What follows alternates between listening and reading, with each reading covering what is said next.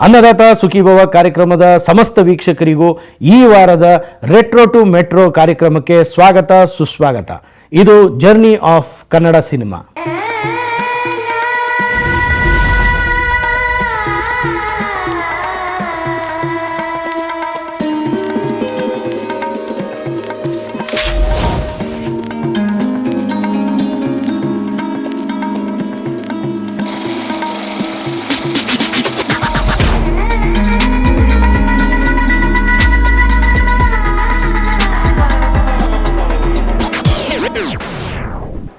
ಇವತ್ತು ನಾವು ಒಬ್ಬ ವಿಶೇಷ ವ್ಯಕ್ತಿಯ ಬಗ್ಗೆ ಮಾತಾಡ್ತೀವಿ. ಅವರನ್ನು ಕನ್ನಡ ರಂಗಭೂಮಿಯ ಪಿತಾಮಹ ಅಂತಾನೆ ಕರೀತಾರೆ. ಜೊತೆಗೆ ಅವ್ರನ್ನ ಕನ್ನಡ ಚಿತ್ರರಂಗದ ಪಿತಾಮಹ ಅಂತ ಕರೆದ್ರೂ ತಪ್ಪಾಗಲಾರದು. ಇವರು ಗುಬ್ಬಿ ಹಂಪಣ್ಣ ವೀರಣ್ಣನವರು. ಇವರ ಜನನ ಜನವರಿ 24, 1891 ಇಸ್ವಿಯಲ್ಲಿ ಹಳೆ ಮೈಸೂರು ಪ್ರಾಂತ್ಯದ ತುಮಕೂರು ಜಿಲ್ಲೆಯ ಗುಬ್ಬಿ ತಾಲೂಕಿನಲ್ಲಿ ಆಗ್ತದೆ. ಇವರು ಬಾಲ್ಯದಿಂದನೇ ರಂಗಭೂಮಿಯತ್ತ ಸೆಳೆತ ಹೊಂತಾರೆ, ರಂಗಭೂಮಿಯಲ್ಲಿ ಸೇರ್ಕೋತಾರೆ.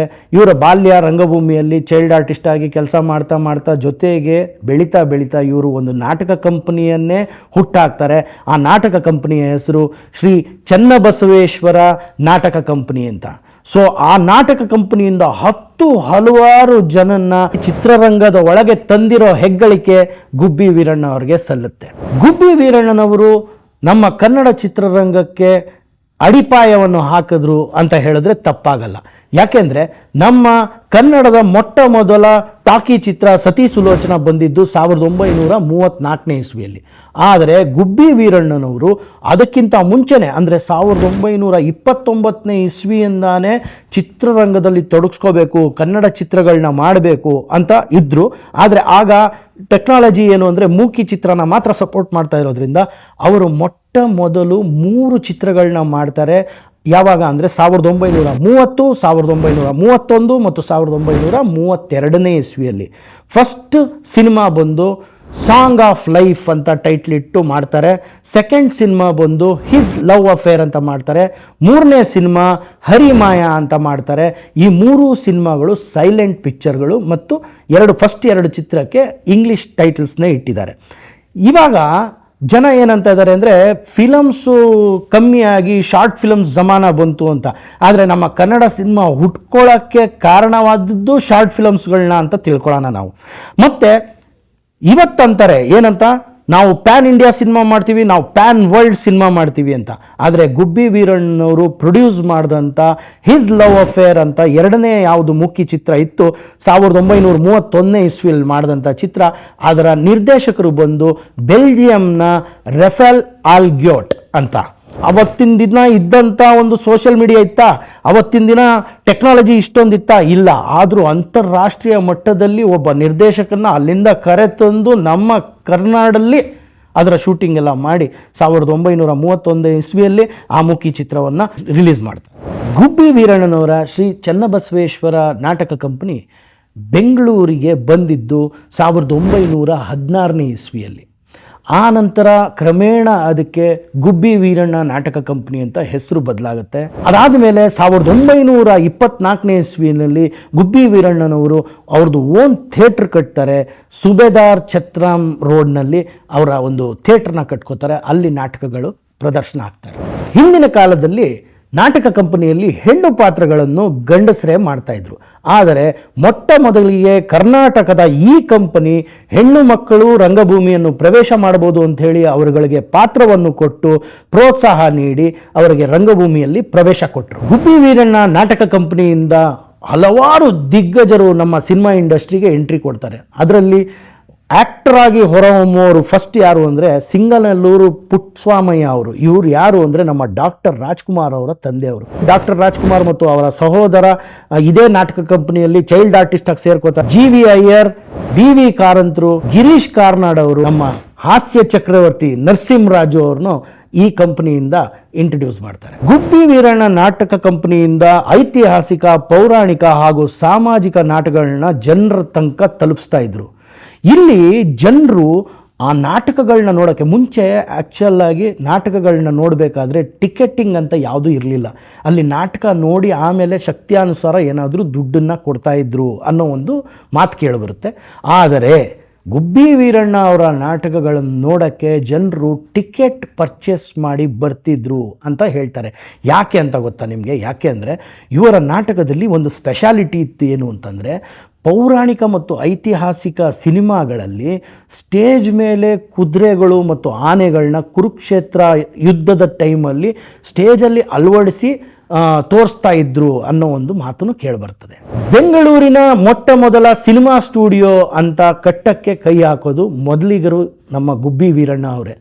ಅವರು ಕರಿಬಸಯ್ಯ ಮತ್ತು ಶಂಕರೇಗೌಡರ ಒಂದು ಸಹಾಯದಿಂದ ಕರ್ನಾಟಕ ಗವರ್ಮೆಂಟ್ನ ಅಪ್ರೋಚ್ ಮಾಡಿ ಒಂದು 20 ಎಕರೆ ಜಾಗದಲ್ಲಿ ಒಂದು ಸ್ಟುಡಿಯೋನ ನಿರ್ಮಾಣ ಮಾಡೋಕ್ಕೆ 1966ನೇ ಇಸ್ವಿಯಲ್ಲಿ ಕೈ ಹಾಕ್ತಾರೆ.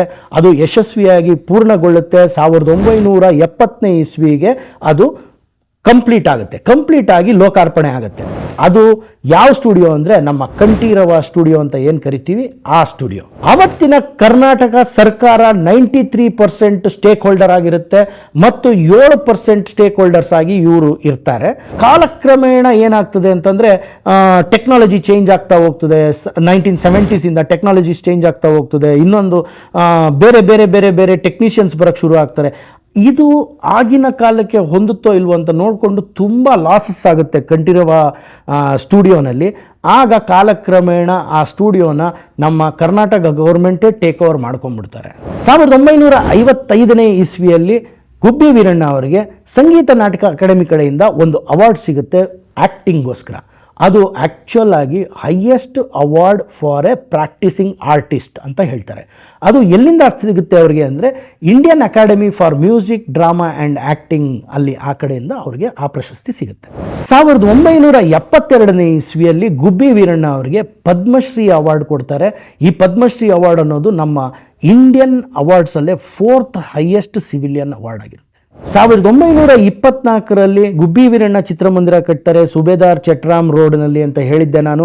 ಅದ್ರ ಜೊತೆಗೆ 1930ನೇ ಇಸ್ವಿಯಲ್ಲಿ ಇನ್ನೊಂದು ಥಿಯೇಟರ್ ಕಟ್ತಾರೆ. ಅದರ ಹೆಸರು ಶಿವಾನಂದ ಥಿಯೇಟರ್ ಅಂತ. ಆವತ್ತಿನ ದಿನಕ್ಕೆ ಕಾಲಕ್ರಮೇಣ ಆ ಚಿತ್ರಮಂದಿರನ ಮೂವಿ ಲ್ಯಾಂಡ್ ಟಾಕೀಸ್ ಅಂತ ಕರೀತಾರೆ. ಆದರೆ ವಿಪರ್ಯಾಸ ಏನು ಅಂತಂದರೆ ಇದೇ ವರ್ಷ ಮೂವಿ ಲ್ಯಾಂಡ್ ಟಾಕೀಸ್ನು ಡೆಮಾಲಿಷ್ ಮಾಡಿದ್ದಾರೆ. ಅಲ್ಲಿ ಏನು ಬರುತ್ತೆ ಅನ್ನೋದು ನನಗೂ ನೋಡೋ ಅಂಥ ಕುತೂಹಲ ಇದೆ. ಗುಬ್ಬಿ ವೀರಣ್ಣವರು 1935ನೇ ಇಸ್ವಿಯಲ್ಲಿ ಸದಾರಮೆ ಎನ್ನುವ ಟಾಕಿ ಚಿತ್ರನ ಮಾಡ್ತಾರೆ. ಇದನ್ನು ಇತಿಹಾಸದ ಪುಟಗಳಲ್ಲಿ 3ನೇ ಟಾಕಿ ಚಿತ್ರ ಅಂತ ಹೇಳ್ತಾರೆ. ನಾನು ಹಿಂದಿನ ಎಪಿಸೋಡ್ಗಳಲ್ಲಿ ಹೇಳಿದ್ದೆ, ಯಾರು ರೇಸಲ್ಲಿ ಫಸ್ಟ್ ಸ್ಟಾರ್ಟ್ ಮಾಡ್ತಾರೆ ಅಂತಲ್ಲ, ಯಾರು ರೇಸಲ್ಲಿ ಫಸ್ಟ್ ಕಂಪ್ಲೀಟ್ ಮಾಡ್ತಾರೆ ಅನ್ನೋದು ಇಂಪಾರ್ಟೆಂಟ್ ಆಗುತ್ತೆ ಅಂತ. ಹಾಗಾಗಿ 34ರಲ್ಲಿ 2 ಸಿನಿಮಾ ಬರುತ್ತೆ, ಒಂದು ಸತಿ ಸುಲೋಚನಾ ಮತ್ತು ಒಂದು ಭಕ್ತ ಧ್ರುವ ಅಂತ ಹೇಳಿದ್ದೆ.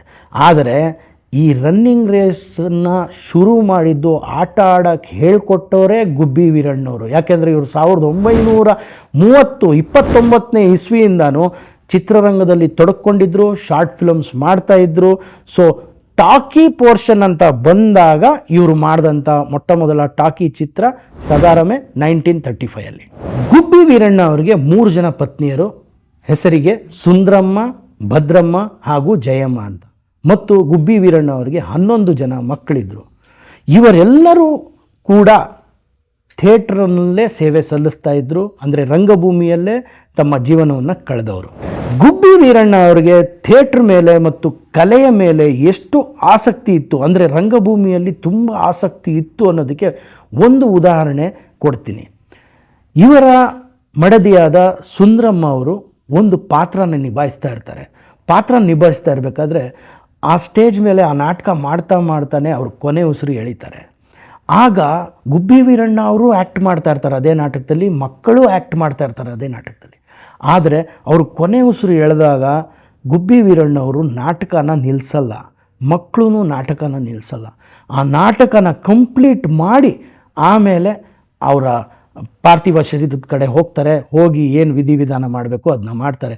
ಸೊ ಅವರ ಮಡದಿ ಕೊನೆ ಉಸಿರು ಎಳೆದ್ರೂ ಕೂಡ ನಾಟಕಕ್ಕೆ ಬಾಧೆ ಆಗಬಾರ್ದು, ನಾಟಕಕ್ಕೆ ಅಡ್ಡಿ ಆಗಬಾರ್ದು, ಪ್ರೇಕ್ಷಕರಿಗೆ ತೊಂದರೆ ಆಗಬಾರ್ದು ಅನ್ನೋದು ನೋಡೋದು ಎಷ್ಟು ದೊಡ್ಡ ಕಮಿಟ್ಮೆಂಟ್ ಇತ್ತು ಅವರಿಗೆ ಟುವರ್ಡ್ಸ್ ದ ರಂಗಭೂಮಿ ಅನ್ನೋದು ಗೊತ್ತಾಗ್ತದೆ. ರಂಗಭೂಮಿಯಿಂದ ಚಲನಚಿತ್ರದತ್ತ ಇವರ ಒಂದು ಗಮನ ಸೆಳೆಯುತ್ತೆ. ಅದಾದಮೇಲೆ ಹಲವಾರು ಕನ್ನಡ ಚಿತ್ರಗಳನ್ನ ನಿರ್ಮಾಣ ಮಾಡ್ತಾರೆ, ಆ್ಯಕ್ಟ್ ಮಾಡ್ತಾರೆ ಮತ್ತು ಎಷ್ಟು 100-150 ಜನ ಆರ್ಟಿಸ್ಟ್ಗಳನ್ನ, ಟೆಕ್ನಿಷಿಯನ್ಸ್ನ ನಮ್ಮ ಕನ್ನಡ ಚಿತ್ರರಂಗಕ್ಕೆ ಕೊಡುಗೆಯಾಗಿ ಕೊಡ್ತಾರೆ. ಇವರೇ ಗುಬ್ಬಿ ವೀರಣ್ಣನವರು. ಗುಬ್ಬಿ ವೀರಣ್ಣನವರು ನಿರ್ಮಾಣ ಮಾಡಿದಂಥ ಚಿತ್ರಗಳಲ್ಲಿ ಮೊದಲ 3 ಚಿತ್ರಗಳು ಮೂಕಿ ಚಿತ್ರಗಳು, ಆ ನಂತರ ಮಾಡಿದ್ದೆಲ್ಲ ಟಾಕಿ ಚಿತ್ರಗಳು. ಈ ಚಿತ್ರಗಳ ಲಿಸ್ಟ್ ಹೀಗೆ ಹೋಗುತ್ತೆ. ಮೊದಲು 1930ನೇ ಇಸ್ವಿಯಲ್ಲಿ ಸಾಂಗ್ ಆಫ್ ಲೈಫ್ ಅಂತ ಮಾಡ್ತಾರೆ. GP ಪವಾರ್ ಅವರು ಅದರ ನಿರ್ದೇಶನ ಮಾಡ್ತಾರೆ. 1931ನೇ ಇಸ್ವಿಯಲ್ಲಿ ಹಿಸ್ ಲವ್ ಅಫೇರ್ ಅಂತ ಮಾಡ್ತಾರೆ. ಅದರ ಡೈರೆಕ್ಷನ್ನ ರೆಫೆಲ್ ಆಲ್ಗಿಯೋಟ್ ಅವರು ಮಾಡ್ತಾರೆ. ಇವರು ಬೆಲ್ಜಿಯಂ ದೇಶದವರು. ಇವರ 3ನೇ ಚಿತ್ರ ಹರಿಮಾಯ ಅಂತ, ಅದರ ನಿರ್ದೇಶಕರು YV ರಾವ್ ಅವರು. ಇದು 1932ನೇ ಇಸ್ವಿಯಲ್ಲಿ ಬರುತ್ತೆ. YV ರಾವ್ ಅವರು ಯಾರು ಅಂದರೆ ಮೊಟ್ಟ ಮೊದಲ ಟಾಕಿ ಚಿತ್ರ ಸತಿ ಸುಲೋಚನಾದ ಡೈರೆಕ್ಟರ್. ಗುಬ್ಬಿ ವೀರಣ್ಣ ಅವರ ಮೊಟ್ಟ ಮೊದಲ ಟಾಕಿ ಚಿತ್ರ ಸದಾರಮೆ 1935ನೇ ಇಸ್ವಿಗೆ ತೆರೆ ಕಾಣುತ್ತೆ. ಅದರ ಡೈರೆಕ್ಟರ್ ಬಂದು ರಾಜಾ ಚಂದ್ರಶೇಖರ್.